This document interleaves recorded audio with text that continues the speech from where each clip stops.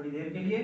जैसा कि आप सब जानते हैं कि हमने परमेश्वर के पवित्र वचन में से एक हिस्सा पढ़ा, मत्ती रचित सुसमाचार, उसका 6वां अध्याय और उसकी 16 आयत से लेकर के जो है 18 आयत तक, 16 आयत से लेकर के 18 आयत तक मत्ती रचित सुसमाचार, मत्ती रसूल के इंजील उसका 6 बाब उसकी 16 आयत से लेकर के जो है 18 आयत तक।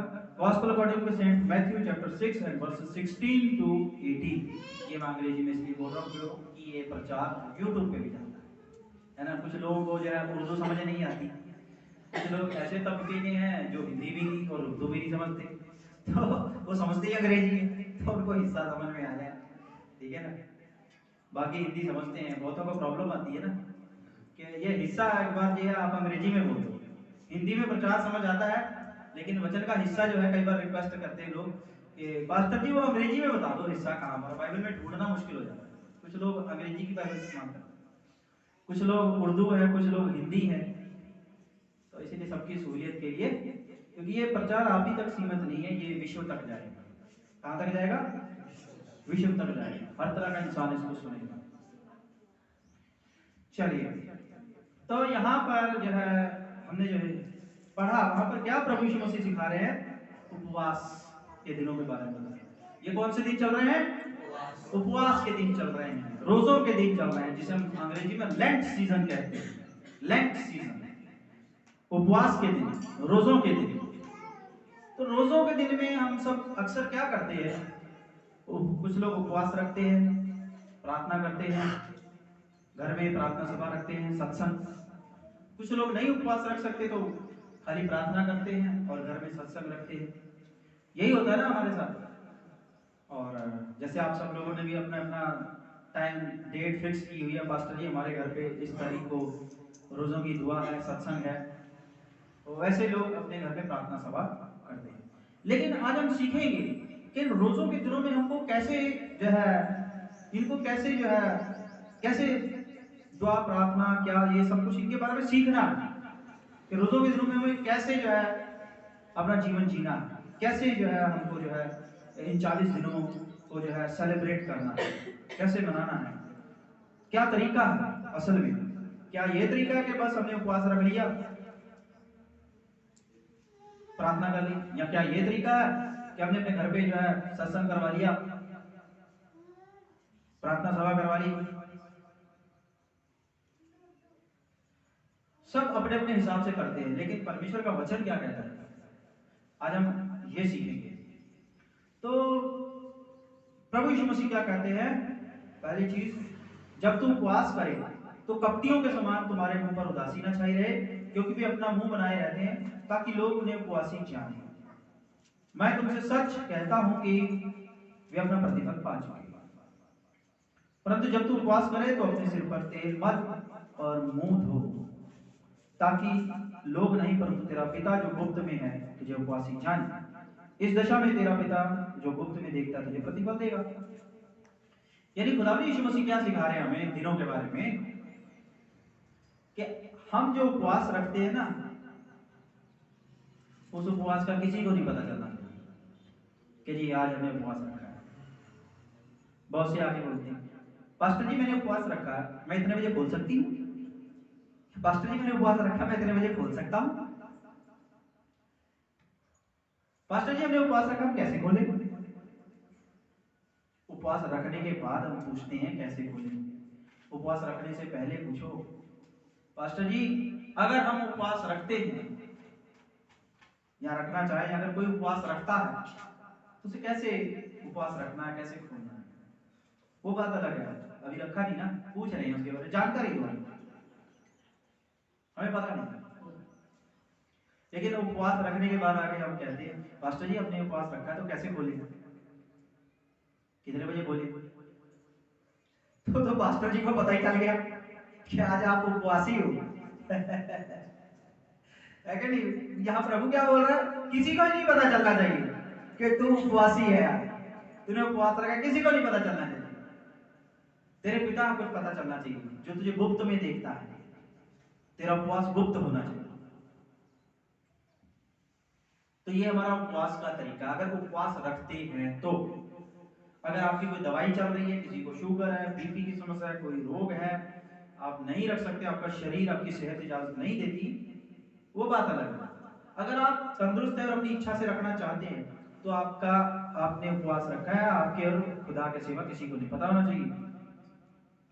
ठीक है जी। हाँ, अगर उपवास रखने की तमन्ना है तो उसके बारे में जानकारी पहले से ले लो। पास्टर जी उपवास के बारे में थोड़ा हमें डिटेल में बताओ, मैं जानकारी। ये नहीं उपवास रख के फिर गए पास्टर जी उपवास रख लिया, अब बताओ खोले कैसे, कितने बजे खोले, है क्या नहीं? तो ये क्या है, एक तो हम जानकारी भी ले रहे हैं, दूसरा हम बता भी रहे हैं कि हम उपवासी हैं। प्रभु क्या बोलता है, तेरे खुदा के सिवा और किसी को नहीं पता होना चाहिए कि तू उपवासी है। दूसरी चीज, अगर उपवास रखा है और हम गुप्त में रखते हैं अपना उपवास, बता नहीं रहे किसी को, अच्छी बात है, लेकिन मुंह मत बना के रखो, आज मैं भूखा हूं, आज खाना नहीं मैंने खाया, चेहरे में उदासी नहीं होनी चाहिए। लगे ना कि जो आप भूखे हैं, आज ऐसा लगे भरपेट खाना खा के आया, ये खूब दौड़ दौड़ के काम कर रहा है खूब दौड़ दौड़ के काम कर रहा है। यहां पर प्रभु क्या बोलते हैं, जब तुम उपवास करे तो अपने सिर पर तेल मल और मुंह धो, अपने सिर पर तेल मल और मुंह धो, ताकि लोग नहीं परंतु तेरा पिता जो गुप्त में तुझे उपवासी जाने। इसका मतलब पता क्या है, अपने सिर पे तेल मल और मुंह धो, जैसे हम नहा धो करके सर पे तेल लगा करके या मुंह धो के सर पे तेल वेल लगा के एकदम खड़े हो जाते हैं, ऐसे लगते हैं ना जैसे एकदम रेडी, एकदम चुस्त। भैया अब चुस्त है, अब हमसे कोई भी काम करवा सकते हैं। जब बंदा पता था एकदम रेडी आके खड़ा हुआ है, नहाया धोया या मुंह धो के एकदम तेल वेल लाया, एकदम कपड़े वपड़े डाल के एकदम बूट शूट पहन के रेडी है, जी सर मैं आ गया हूँ रेडी, उसको देखते ही लगता है यार ये रेडी है, अब इसको कोई भी काम बोल सकते हैं, कोई भी काम, यानी वो कहता मैं रेडी हूँ, मैं कुछ भी सारा दिन के अंदर जो जो काम है सब करने के लिए मैं तैयार हूँ, मैं तैयार रेडी। तो कहने का मतलब ये है कि अपने सारे काम करो, जितने भी हैं तुम्हारे, अपनी ड्यूटी करो, अपनी नौकरी करो, अपने घर के काम देखो, सारे काम करो एकदम ऐसे जैसे भरपेट खाना खाने के बाद हम करते हैं, एकदम मैं फिट हूं, एकदम चेहरे पे रौनक होती है ना जब दफ्तर जाते हैं, काम पे जाते हैं, खाना वाना ब्रेकफास्ट, नहाए धोए, कंघी वंगी मारी, जूते पहने, सब कुछ वैसे एकदम मतलब फिट रहो अपने सारे काम करने का। आज ये ना, आज मुझसे ऑफिस में काम नहीं हो रहा, मैं आज उपवासी हूँ, आज मुझसे बच्चों आज मैं ये काम नहीं करूंगा, तुम जाके करके आ जाओ, आज मैं उपवासी हूँ, मैंने खाना नहीं खाया, आज मैं वो नहीं करूंगी, आज मुझसे कपड़े नहीं धुलेंगे, आज मैं उपवासी हूँ। बेटा आज तू बना ले खाना, बुढ़िया मेरे से नहीं आज कुछ होगा, आज मैं उपवासी हूँ, तूने तो रखा नहीं।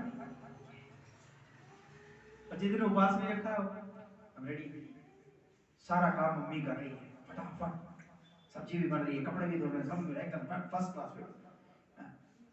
पापा भी क्या ड्यूटी जा रहे हैं, ड्यूटी से आ गया, कुछ लेके आना है, चलो फिर बाइक घुमाई बाहर निकाली, चलो हाँ ये है, ये घर के अंदर लेके आओ, सब कुछ टेंशन, सब कुछ सिलेंडर खत्म हो गया, मैं जा रहा हूँ फटाफट।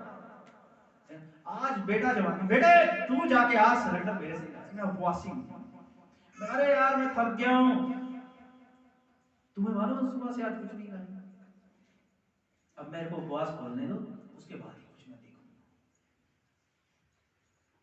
मैं थक गया। ये नहीं होना चाहिए।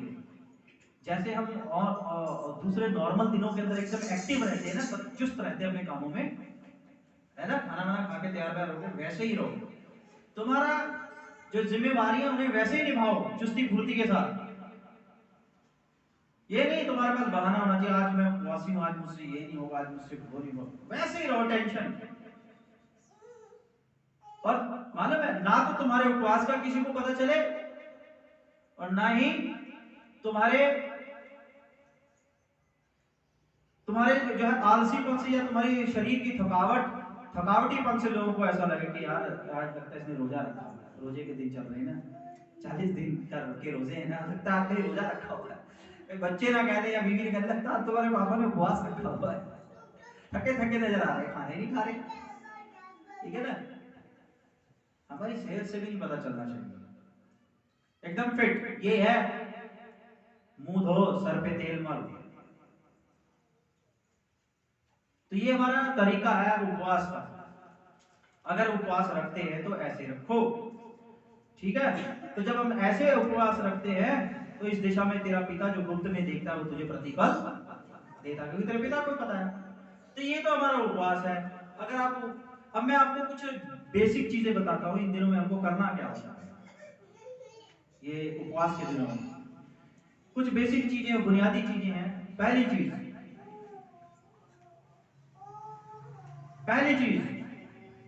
अपना ज्यादा से ज्यादा ध्यान वचन पे लगाना। क्या है? वचन के ऊपर मनन करना।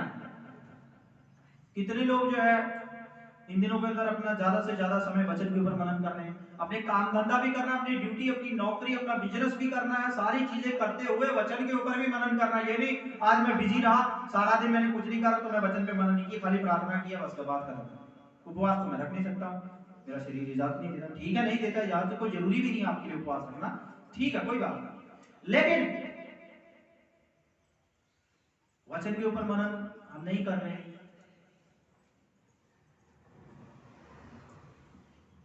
इसलिए meditate on the word of God, परमेश्वर के वचन के ऊपर मनन करना। दूसरी चीज उपवास रखना। तीसरी चीज प्रार्थना करना। ये क्या है? बुनियादी चीजें हैं। इनमें से आप उपवास छोड़ सकते हैं अगर आपका शरीर इजाजत नहीं देता, अच्छी सेहत नहीं है। लेकिन दो चीजें नहीं आप छोड़ सकते, परमेश्वर के वचन के ऊपर मनन करना और प्रार्थना में समय बिताना। ये नहीं आप छोड़ सकते। अगर ये तो मजबूरी है भाई, बीमारी है, कमजोर है शरीर, नहीं रख सकते उपवास, परमेश्वर समझता है। लेकिन ये तो कोई मजबूरी नहीं है कि हम वचन पे मनन नहीं कर सकते। एक बीमार बिस्तर पे पड़ा हुआ भी मनन कर सकता है। जिसको पैरालाइज, जिसको अधरंग हुआ पड़ा ना, उसके सामने भी रख दो, वो भी आंखों से देख देख के मन में मनन कर लेगा वचन के ऊपर। बाइबल खोल दो उसके सामने, कर लेगा। अगर वो बाइबल पढ़ना चाहता है, अनपढ़ है तो उसको वचन सुना दो, इसमें कोई मजबूरी नहीं। प्रार्थना कोई भी कर सकता है। तो इसलिए ये बुनियादी चीजें हैं इन दिनों के अंदर, हमको अपना ज्यादा से ज्यादा वक्त परमेश्वर के वचन के ऊपर मनन करने के ऊपर। दूसरा, प्रार्थना के अंदर अपना समय गुजारिए। तीसरा, अगर उपवास रख सकते हैं तो रखिए। अब परमेश्वर के वचन के ऊपर मनन कैसे करना? उसको पढ़ना है, बाइबल खोलिए और पढ़ते रहे। वो कहते हो वो रट्टू तोते की तरह टाटा टाटा टाटा टाटा करते हो, खोला, पढ़े जा रहे पढ़े जा रहे पढ़े जा रहे। ये मनन नहीं होता, ये रीडिंग होती है। क्या होता है? रीडिंग है, ये पढ़ना होता है। हमें पढ़ना ही नहीं है, हमें मनन करना है। मनन समझते हैं? वचन के ऊपर मन लगाना। मनन तभी तो कहा जाता है ना, इसको क्यों कहते हैं मनन? मनन यानी मन लगाना। अपना मन वचन के ऊपर लगाओ ज्यादा से ज्यादा। इन दिनों के अंदर अपना मन जो है दुनियावी बातों के ऊपर ना लगा करके परमेश्वर के वचन के ऊपर अपना मनन लगाओ, अपना मन लगाओ, मनन करो। इसको बोलते हैं मेडिटेशन, इसे बोलते हैं भक्ति। भक्ति करो वचन की। काम करते समय, दफ्तर में परमेश्वर के वचन को याद करो। अपने मन ही मन से उसके वचन को याद करो, उसकी आज्ञाओं को याद करो। परमेश्वर की आज्ञाएं क्या हैं? परमेश्वर की आज्ञाएं क्या कहती हैं? मैं इस कुर्सी पे बैठा हूं, कोई आया मेरे पास, साहब जी मेरा इतने दिन से चक्कर काट रहा हूं, मेरा ये काम करवा दो जी, बड़ी मेहरबानी होगी, करवा दो। अच्छा, क्या नंबर है तेरी फाइल का? जी ये नंबर फाइल है। अच्छा सर जी, साहब जी, ये लो जी, मैं सेवा पानी कर दूंगा जी, जो भी है, ठीक है ना, मेरा करवा दो जी, मैं बहुत दूर से आता हूँ, मैं 100 किलोमीटर से आता हूँ, बस के किराया, बसों के धक्के खा कर हूँ, अब तो कर दो, ये 15 दिन हो गए, 20 दिन हो गए, महीना हो गया, ये लो जी, मैं जो सेवा पानी करता हूँ। तो उस वक्त ये सोचो, परमेश्वर का वचन के ऊपर मनन करो, मनन करो। परमेश्वर का वचन क्या कहता है, मुझे क्या करना चाहिए इस वक्त? मैं इस कुर्सी पे बैठा हुआ हूं, मुझे क्या करना चाहिए? परमेश्वर का वचन कहता है न्याय कर, न्याय कर। इस मनुष्य के साथ क्या कर? न्याय कर। और न्याय क्या होगा बताओ, कोई जन बताएगा न्याय क्या होगा ऐसी परिस्थिति के अंदर? रिश्वत मत लो, रिश्वत मत लो और अपने का न्याय करो, अच्छी बात करो, इससे ध्यान से लगाओ। पहली बात, सेवा पानी मत करवाओ। और हमें परमेश्वर ने बिठाया ही है इसका काम करने के लिए, और अब इसको और इंतजार मत कराओ, तुम्हारे हाथ में है तो उसका काम फौरन कर दो, उसका न्याय चुका दो, फौरन चुकाओ उसका न्याय। तुम्हें इसीलिए बिठाया परमेश्वर ने। ये है मनन करना, ये है मेडिटेशन, इसको बोलते हैं मनन करना। समझे आप? मैं ये उदाहरण दिया सिंपल से। आप अपने बिजनेस में हैं,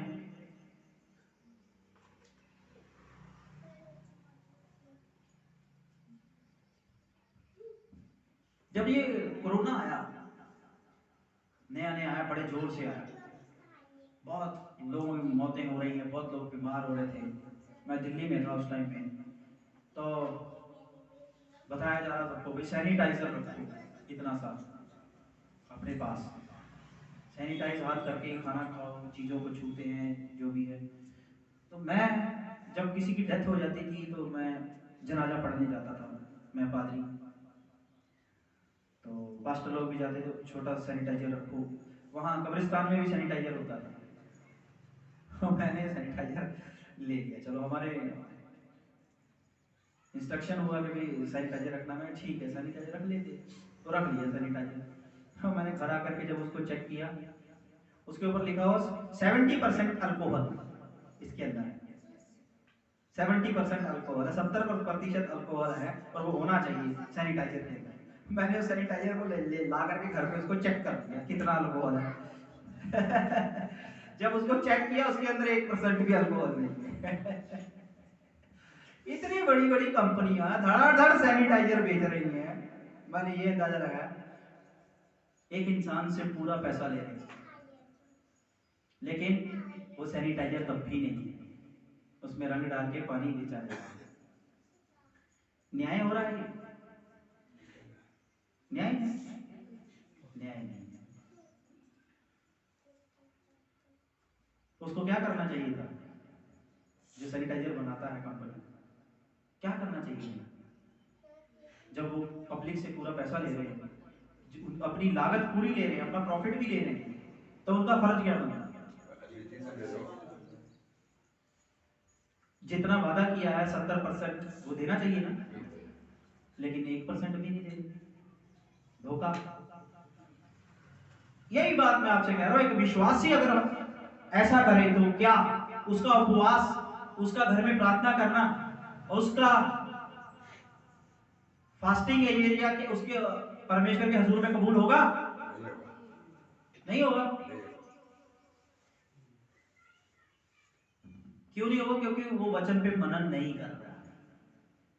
परमेश्वर के वचन के ऊपर मनन करता तो वो अपनी सीट के ऊपर न्याय को चुकाता, न्याय को चुकाता, अपने जीवन से न्याय को प्रकट करो, क्योंकि वचन कहता है परमेश्वर न्याय से प्रसन्न होता है, क्योंकि हमारा परमेश्वर न्याय करने वाला परमेश्वर है। अगर गॉड इज जस्टफुल गॉड, न्याय करने वाला परमेश्वर है हमारा परमेश्वर, और वो चाहता कि उसके लोग भी न्याय को प्रकट करें अपने जीवन से। जहां जहां उनको न्याय करने के लिए बिठाया है परमेश्वर के लोग, वहां पर न्याय को प्रकट करें। जिस किसी भी सीट पे उन्हें बिठाया गया, चाहे हॉस्पिटल में है, चाहे स्कूल में है, चाहे बिजली बोर्ड के दफ्तर में है, चाहे मेडिकल में है, चाहे इंजीनियर है, चाहे वो बिजनेसमैन है, चाहे वो सब्जी की मंडी में बैठे हैं, चाहे वो ठेला लगा रहे हैं अपना सब्जी का, किसी भी चीज का, न्याय को प्रकट करें। थोड़े से प्रॉफिट के लिए हम लोग न्याय को भूल जाते हैं, धोखा। जब हम ऐसा जीवन जी रहे हैं तो समझ लो हमने वचन के ऊपर मनन नहीं किया, हमने तो सिर्फ रीडिंग ही करते रहे, बाइबल पढ़ते ही रहे, लेकिन उसके ऊपर मन नहीं लगा। मन लगाया होता तो ये चीजें होती ही नहीं, ये चीजें होती ही नहीं। अब मैं आपको एक बात बताता हूँ। मैं अभी पिछले हफ्ते दिल्ली गया और मैं अपनी वाइफ को, अपने वो दोनों बच्चों को लेकर दिल्ली से आ रहा था बाइक के ऊपर। तो मैं जब दिल्ली से आ रहा था हाईवे के ऊपर, एक व्यक्ति कार में आया, उसने शराब पी हुई थी, सीधा आकर के हमारे बीच में घुसने लगा। हम तो बच गए। वो हमारे बीच, हमारे पास से होकर के फिर आगे कार थी, उस कार में घुसने लगा, उस कार से भी बच गया। उसने ब्रेक लगा दी और वो जो हाईवे था पुल के ऊपर जा रहा था, ब्रिज के ऊपर। आपको पता है आजकल पुल ही पुल बने हुए हैं हाईवे, ऊपर से निकल जाते हैं जब चौक आता है, तो नीचे चौक में जाने की जरूरत नहीं, ऊपर से ही जाओ। तो मेरे ख्याल हम पुल के ऊपर पहुंचे हुए थे, काफी हाइट, ऊंचाई पे। हम में घुसता हुआ, वो सामने कार थी उसमें घुसता हुआ, उसने ब्रेक लगाई, जो बीच में डिवाइडर होता है ना, रोड को डिवाइड करता है, बांटता है, उसके बीच में जाके घुसा। जब घुस गया तो उसने किसी तरह से ब्रेक लगाई, उसकी गाड़ी घूम गई पूरी तरह से और गाड़ी थम गई। मैंने बोला शुक्र है बच गया। तो हम लोग फिर अपने रोड पे सीधा चलते जा रहे। फिर वो पीछे से गाड़ी स्टार्ट की, बिल्कुल नॉर्मल आया। मैंने बोला अब तो ठीक है, शायद कुछ अचानक से कुछ हो गया हो या कुछ ऐसा। हमें क्रॉस करके आगे निकल गया। आगे निकला भी, आधा ही किलोमीटर आगे निकला था। उस हाईवे से नीचे जो है खेत हैं, और वो बहुत नीचे हैं खेत, खाइयां बनी हुई हैं पूरी। हाईवे बहुत ऊंचा है खेतों से। उसको फिर से गाड़ी को क्या हुआ, गाड़ी सीधा रोड पर से होकर के सीधा नीचे खाई में खड़ा पलट गई। और जब हम आए, मैंने उसको देखा, मैंने कहा अरे ये वही गाड़ी कैसे गिरी है। बंद पड़ा उसका दरवाजे। हम निकले थोड़ा आगे, मेरी वाइफ क्या बोलती, कहती कोई नहीं है सड़क के ऊपर शाम के टाइम, बेचारा मर जाएगा, हम उसे निकालते। मैंने बोला मैं अकेला कैसे निकालूंगा इसको, तुम तो लेडी हो, बच्चे छोटे हैं। कहते नहीं फिर भी कुछ तो करेंगे। फिर मैंने बोला चलो बैक करो गाड़ी। मैंने अपना मोटरसाइकिल वापस घुमाया, वापस गए। जैसे गए तो वो देखा कि वो बंदा किसी तरह से गाड़ी का दरवाजा खोल के निकल आया बाहर। और मैंने उसी वक्त प्रार्थना करनी है, प्रभु जी इसको बचा लेना, इसको बचा लेना।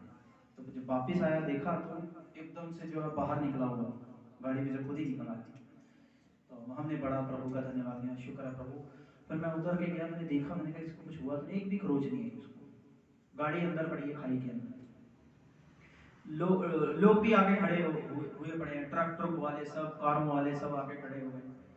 तो फिर एक बंदा को उसने बोला मेरा फोन निकाल दो गाड़ी में से। एक बंदा उतरा उस खाई सी में, दरवाजा खोल के उसने उसका फोन निकाला, कहता कोई क्रेन मंगवा दो गाड़ी बाहर निकलवाने। और उसके पैर नहीं लग रहे, वो नशे में। और मैंने उसको मालूम है डांटा।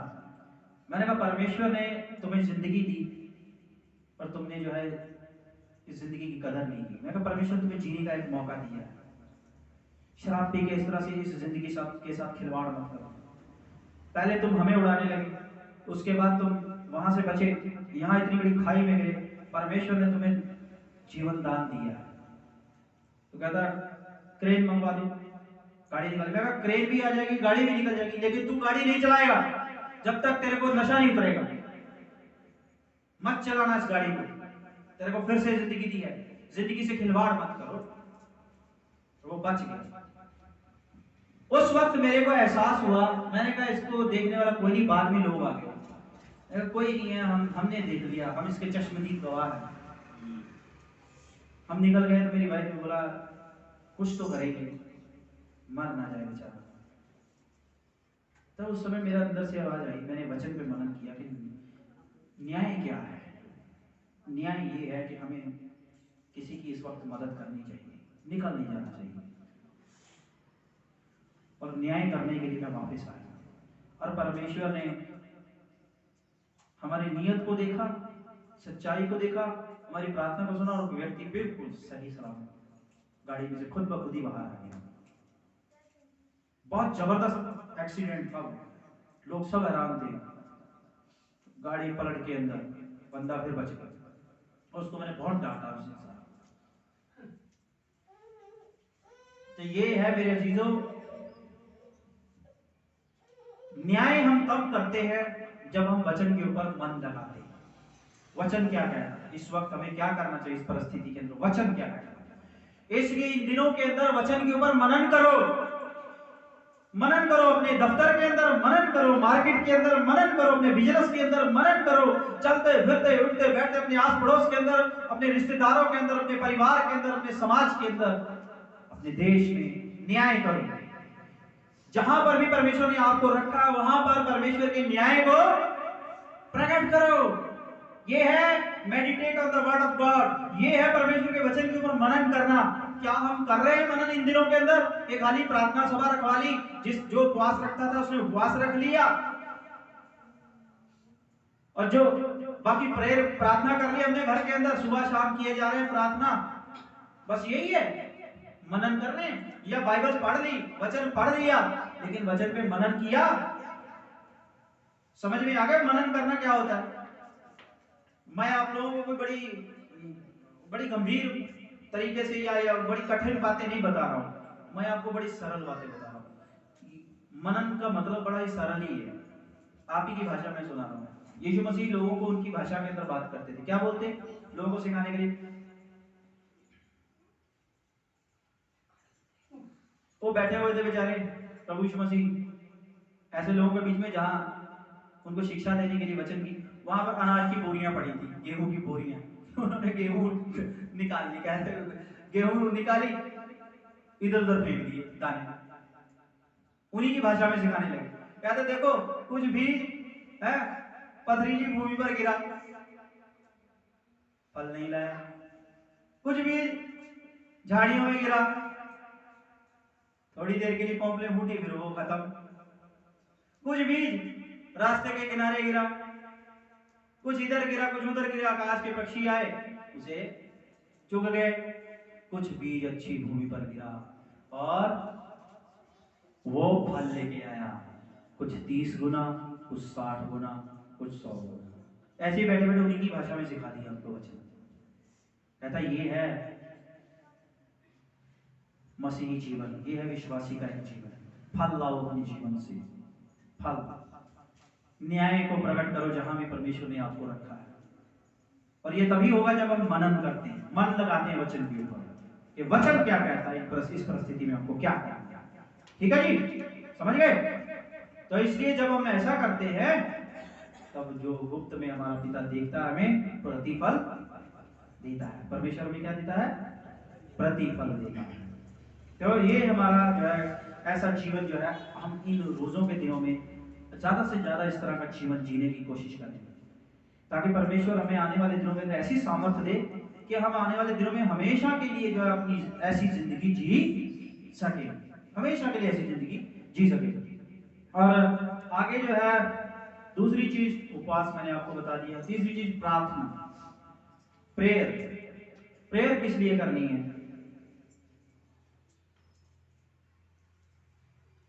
उपवास की प्रार्थना या उपवास किसके लिए? हम असल में हम उपवास रखते किसके लिए? परमेश्वर के लिए। उपवास हम अपने लिए रखते हैं, परमेश्वर को हमारे उपवास की जरूरत नहीं।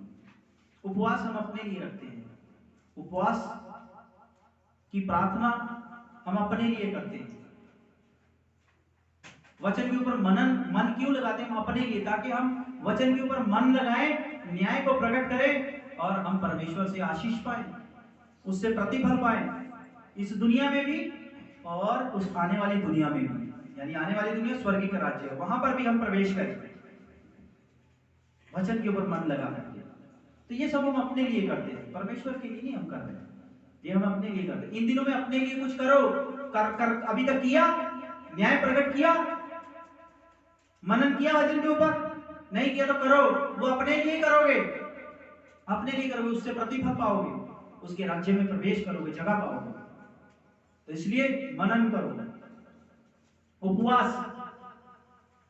उपवास इसलिए मत रखो मेरे बच्चे को नौकरी मिल जाए, इसलिए मत रखो मेरा फलाना ठीक हो जाए, इसलिए मत रखो मेरा ये काम बन जाए, मेरा वो काम बन जाए, ऐसा हो जाए, वैसा हो जाए, मेरा घर बन जाए। नहीं, इन सब चीजों के लिए उपवास इसलिए मत रखो कि हम अपनी इच्छाओं को पूरा करने के लिए परमेश्वर को राजी कर लें। परमेश्वर को अपने हिसाब से चलाने के लिए, अपनी मर्जी को पूरा करवाने के लिए परमेश्वर के वास्ते, परमेश्वर के सामने उपवास मत रखो, बल्कि उपवास इसलिए रखो कि परमेश्वर मैं तेरे रास्ते पर आ सकूं, मैं तेरी मर्जी पर चल सकूं, तुझे अपनी मर्जी पर ना चलाऊं, तुझसे अपनी मर्जी पूरी ना करवाऊं, बल्कि मैं अपने इस शरीर से तेरी मर्जी पूरी करवा सकूं। इसलिए उपवास रखता हूं मेरे परमेश्वर, मैं उपवास में हूं। उपवास यानी अपने आप को परमेश्वर के आगे दीन करना, तोड़ना है। परमेश्वर में अपने आप को दीन करता हूं, भूखा और प्यासा तेरे पास आता हूं, इसलिए दुआ में होकर के आता हूं, इसलिए तेरे वचन के ऊपर मनन करता हुआ आता हूं, इसलिए कि परमेश्वर मैं इस शरीर से अपनी इच्छा नहीं बल्कि तेरी इच्छा पूरी करवा सकूं, तेरी मर्जी पूरी करवा सकूं। मैं परमेश्वर, मैं इसलिए अपने पेट को दुख देता हूं, इसलिए मैं भूखा हूं, मैं प्यासा हूं, मेरे इस शरीर को मैं इसलिए तोड़ता हूं, तकलीफ देता हूं। परमेश्वर पिता मुझे इस काबिल बना। ये मैं कौन है जो कहता कि मुझे इस काबिल बना? पता कौन है ये मैं? वचन में क्या लिखा? आत्मा तो तैयार है परमेश्वर के मार्ग पर चलने के लिए, उसकी इच्छा पूरी करने के लिए, लेकिन शरीर क्या दुर्बल है, शरीर नहीं तैयार है। ये मैं आत्मा है आपकी और मेरी, ये बोलती है कि मैं तैयार हूं। आत्मा चाहती है परमेश्वर की इच्छा पूरी करनी, लेकिन आत्मा की मर्जी ये शरीर पूरी नहीं होने देता, और ये शरीर हमारी आत्मा को दबा देता है, और शरीर अपनी मनमानी करता है, और शरीर हमारी आत्मा पर प्रभुता करता है, हमारे ऊपर प्रभुता करता है, और शरीर अपनी अभिलाषा हमसे जबरन पूरी करवाता है, क्योंकि शरीर हमसे सामर्थी हो चुका है। हमारी आत्मा से सामर्थी है शरीर। क्यों? क्योंकि ये शरीर जो है ना, इस शरीर से सामर्थी, इसके अंदर जो बैठा हुआ मन है वो है मन ने शरीर को अपने वश में किया, और मन और शरीर ने मिलकर हमारी आत्मा को अपने वश में किया हुआ है। और ये शरीर हमारी अंदर जो कहता है ना मैं, जो आत्मा उससे सामर्थी है, वो कहता है कि तेरी इच्छा नहीं, मुझ शरीर की इच्छा पूरी होगी। और शरीर से सामर्थी हमारा मन है, और मन कहता है शरीर तेरी अभिलाषा ही पूरी होनी चाहिए, इसलिए शरीर मन के अधीन होकर के आत्मा की मर्जी को दबाता है और शरीर की अभिलाषा पूरी करवाता है। लेकिन ये मन से भी एक और सामर्थी है। वो कौन है? अंधकार की शक्तियां, शैतान ने मन को अपने अधीन कर रखा है। जो मन है वो शैतान से सामर्थी नहीं है, इसलिए मन को शैतान और दुष्टता की शक्तियों ने अपने वश में किया। वो कहती हैं कि ये आत्मा शरीर की है, ये आत्मा शरीर की है ना, ये शरीर की बात में, लेकिन पहले परमेश्वर की है। ये आत्मा परमेश्वर से आई ना, और ये परमेश्वर की इच्छा पूरी करवाना चाहती है ना शरीर से, तो इसलिए इस शरीर से परमेश्वर की इच्छा पूरी नहीं होगी।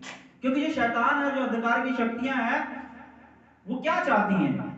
वो परमेश्वर की इच्छा को पूरा होना नहीं देना चाहती। वो चाहते नहीं कि परमेश्वर की इच्छा इस पृथ्वी के ऊपर पूरी हो, तो वो चाहते नहीं कि इस इंसान के शरीर के अंदर भी परमेश्वर की इच्छा पूरी हो, वो चाहते नहीं इस इंसान के मन के द्वारा भी परमेश्वर की इच्छा पूरी हो। इसलिए मन को और शरीर को जो दुष्टता की शक्ति अपने वश में करके परमेश्वर की मर्जी पूरी ना करवा करके अंधकार की मर्जी, शैतान की मर्जी, संसार की मर्जी को पूरा करवाती है। तो उपवास इसलिए रखें, परमेश्वर से प्रार्थना करें दिनों के अंदर, परमेश्वर मैं तेरी आत्मा, मैं तुझमें से आया हूं, तुझमें से आई हूं। आदम के अंदर जब परमेश्वर ने अपना श्वास फूका तो आदम क्या बन गया? जीवित प्राणी बन गया। परमेश्वर ने अपना आत्मा फूका उसके अंदर, तो ये इंसानों के अंदर ये जो आत्मा किसका है? परमेश्वर का है। तो ये आत्मा बोलती है मैं उपवास सहित प्रार्थना करती हूं, परमेश्वर पिता प्रभु यीशु मसीह के नाम में मुझे इतना सामर्थी कर कि मुझे इस शरीर से सामर्थी कर दे, मुझे इस शरीर के अंदर जो मन है इससे सामर्थ्य बना दे, इससे ताकतवर बना दे, ताकि फिर शरीर मुझसे अपनी इच्छा पूरी ना करवाए, शरीर अपनी इच्छा पूरी करने ही ना पाए, ये मन शरीर की इच्छा पूरी करने ही ना पाए, बल्कि मैं इतना सामर्थ्य हो जाऊं कि मैं शरीर और मन की अभिलाषा को दबा करके तेरी इच्छा इस शरीर से पूरी करवाऊं, तेरी इच्छा इस मन से पूरी करवाऊं, और ये शरीर और ये जो मन है जो शैतान के अधीन है उसे मैं तेरे अधीन चला सकूं। और ये तभी हो सकता है जब तू मुझे सामर्थ्य बनाएगा। और मैं इसीलिए रोजा रखता हूं, मैं इसीलिए रोजा रखती हूं, मैं इसीलिए उपवास करती हूं, मैं इसीलिए प्रार्थना करता हूं, इसीलिए प्रार्थना सभा अपने घर में करवाता हूं कि हमें सामर्थ्य बना, इतना सामर्थ्य बना कि इस शरीर से हम तेरी मर्जी पूरी करवा सकें, इस मन से हम तेरी मर्जी पूरी करवा सकें। इसलिए नहीं कि शरीर की अभिलाषा पूरी हो, मेरा ये काम बन जाए, मेरा वो काम बन जाए, मेरे बच्चों का ऐसा काम बन जाए, मेरे घर का ऐसा काम बन जाए, नौकरी मिल जाए, ये हो जाए वो जाए, नहीं, तेरी मर्जी मैं पूरी करवा सकूं अपने शरीर से। इसलिए मुझे अपने शरीर से सामर्थ्य बना, मुझे अपने मन से सामर्थ्य बना। ये है मेरा मुद्दा उपवास की प्रार्थना सभा में आने का, उपवास की प्रार्थना सभा अपने घर पर रखने का, ये है मेरा मुद्दा तेरे वचन के ऊपर मनन करने का। तब जब हम इस तरह से उपवास करेंगे, इस तरह से परमेश्वर के वचन पे मनन करेंगे, प्रार्थना सभा करेंगे, अपने घर पे सत्संग करेंगे, प्रार्थना में इस वक्त बिताएंगे, तो परमेश्वर क्या कहता है, मैं तुम्हें गुप्त में इसका प्रतिफल दूंगा। समझ गए अब? ये ऐसा हमारा रवैया जो है इन दिनों के अंदर होना चाहिए। तो अगर हम इफ्सियों की किताब पढ़ें तो उसका जो है 6ठे अध्याय के अंदर क्या लिखा हुआ है, इफ्सियों की किताब 6ठा अध्याय और उसकी 12वीं आयत से मैं पढ़ता हूं। इफ्सियों की किताब 6ठा अध्याय उसकी 12वीं आयत से, क्योंकि हमारा ये मल्ल युद्ध लहू और मांस से नहीं परंतु प्रधानों से है और अधिकारियों से है और इस संसार के अंधकार के हाकिमों से और उस दुष्टता की आत्मिक सेनाओं से जो आकाश में है। हमारा युद्ध है किससे है? प्रधानों से है, अधिकारियों से है, संसार के अंधकार के हाकिमों से है, संसार के अंधकार के हाकिमों से है, और दुष्टता की सेनाओं से, दुष्ट आत्माओं से है जो आकाश के अंदर मंडराती रहती है। और पृथ्वी, आकाश पर से मालूम है वो पृथ्वी के लोगों को कंट्रोल करती है, उनके मन को अपने कंट्रोल में रखती है, और मन के जरिए उनके शरीर को अपने कंट्रोल में रखती है, और परमेश्वर की इच्छा पूरी ना करवा करके वो शैतान की इच्छा पूरी करवाती है। उपवास के दिन, उपवास के दिन हमारे उपवास का तरीका ही बदल देती है। हम उपवास रखने लग जाते हैं अपनी जरूरतों के लिए, अपनी चंगाई के लिए, अपनी तंदुरुस्ती के लिए, अपने लिए, अपने स्वार्थीपन में होकर के हम उपवास करते हैं, प्रार्थना करते हैं, प्रार्थना सभा करवाते हैं। नहीं, परमेश्वर की इच्छा पूरी हो सके इसलिए हमें बलवंत कर। और ये युद्ध है हमारा। ये अंधकार की शक्तियां क्या करती हैं? इन अंधकार की शक्तियों ने क्या करना है? परमेश्वर कहता है न्याय करो, लेकिन अंधकार की शक्तियां और शैतान क्या कहता है? न्याय मत करो। पर मैं क्यों ना करो? क्योंकि परमेश्वर को पसंद है न्याय। जो कुछ परमेश्वर को पसंद है वो कुछ शैतान को ना पसंद है। जो परमेश्वर चाहता है पृथ्वी पर हम करें, वो चीज शैतान चाहता है कि हम ना करें। परमेश्वर ने प्रधानों को, अधिकारियों को इस संसार के ऊपर, ऊंचे पदों के ऊपर, जगह जगह पदवियों के ऊपर बिठाया। क्यों बिठाया? न्याय करो एक दूसरे के साथ। लेकिन शैतान को पता है परमेश्वर को न्याय पसंद है, उसने न्याय के लिए अधिकारियों को बिठा दिया है, प्रधानों को बिठा दिया है, हाकिमों को बिठा दिया, लेकिन हम इनसे न्याय प्रकट होने नहीं देंगे।